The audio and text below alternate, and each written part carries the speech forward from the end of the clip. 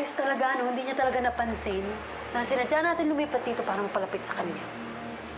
Oh, ano naman ngayon kung makahalata siya? May magagawa ba siya? Alam niyo, Nay, mabuti na lang talaga na social climber kayo. Kasi kung nagkataon, di sana hindi niyo nakilala yung nanay ni Gerald, no? And I'm proud of it. Hindi kaya lahat ng tao kayang maging social climber. Kaya konti lang kaming pinagpala. Basta, yung step 1, tapos na natin. Yung mapalapit kay Gerald, check na yon. O, step 2, kung paano ko siya aakitin. Huh.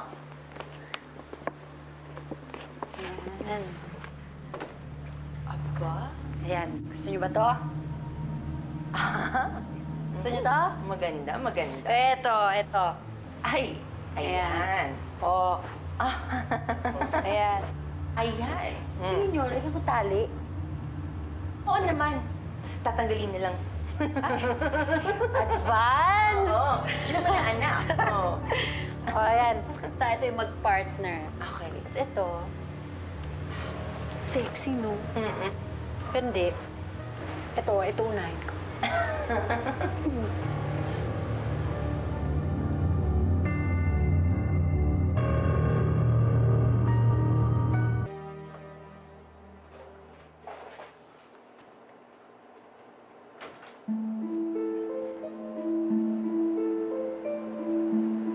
Lucille?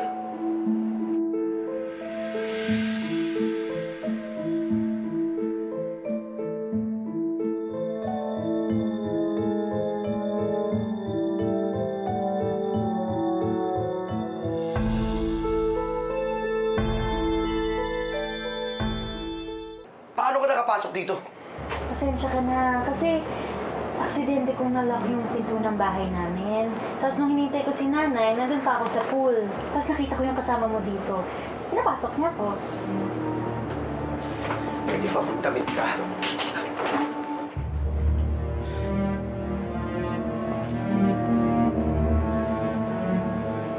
Gusto mo bang mag-swimming tayo? Namitan kasi ako eh.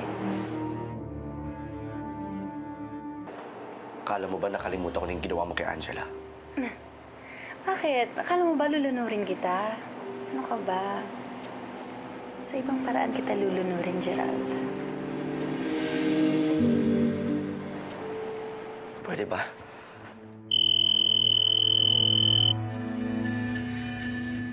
Hello, Angela? Gerald! Gerald, tulungan mo ako! Umalis si Daddy! Umalis siya? Na walang paalam? Mukhang tatapusin na niya yung buhay niya. Nag-iwan siya sa akin ng sulat at mukhang nagpapaalam na siya. Gerald, kailangan kong mahanap si Daddy. Ayoko siyang mamatay. Mahal na mahal ko siya. Sige. Pupunta na ako dyan. Text mo na ako saan ako pupunta, ha? Ha? Tara naman. Ano? Iiwan mo ako dito? Pwede ba umuwi ka na? Ayaw pa kita maabutan dito mamaya. Umalis ka na!